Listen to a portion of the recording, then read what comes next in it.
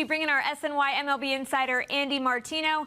Andy, something newsworthy in regards to Trevor Bauer. The Mets made an offer. So what is the latest you've heard when it comes to the reigning NL Cy Young winner?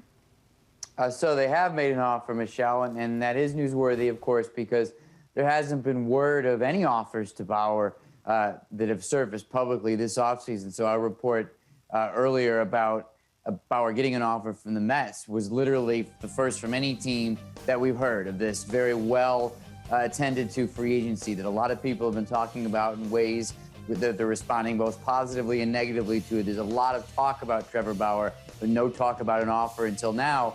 The offer wasn't necessarily made today or yesterday or the day before that. It's been on the table for a little bit, and the Mets would have to go further in order to get it done. It's unclear if they'll do that. Right now, they're not offering Trevor Bauer what, by all accounts, he's looking for, which is $36 million as an average annual value, whether that's in a short-term deal or a long-term deal. That would break Garrett Cole's record for average annual value for a pitcher, and that's what Bauer appears to be looking for. The Mets are not there, but we presume that no other teams are there right now either, or else Bauer would have signed somewhere. Yeah, it's a lot of money. So if the Mets were to acquire Bauer, does that mean there could be another corresponding move to get back under the threshold?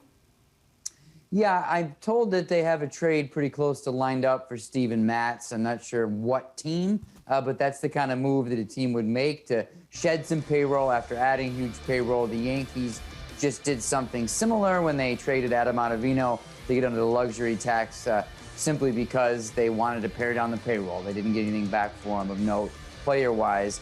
It seems most likely to be Matz for the Mets, although they could have other deals lined up that they decide to go with instead. But I'm told that Matz is one guy that could go if they do indeed sign Bauer.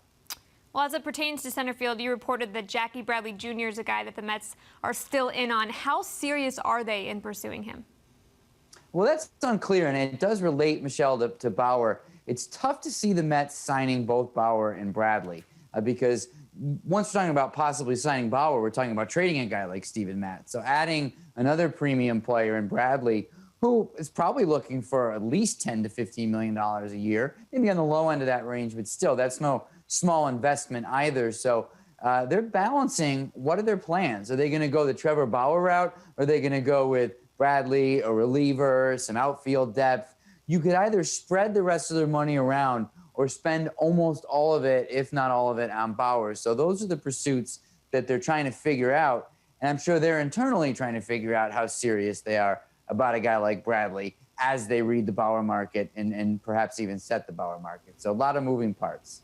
A lot of moving parts. All right, Andy, thank you so much.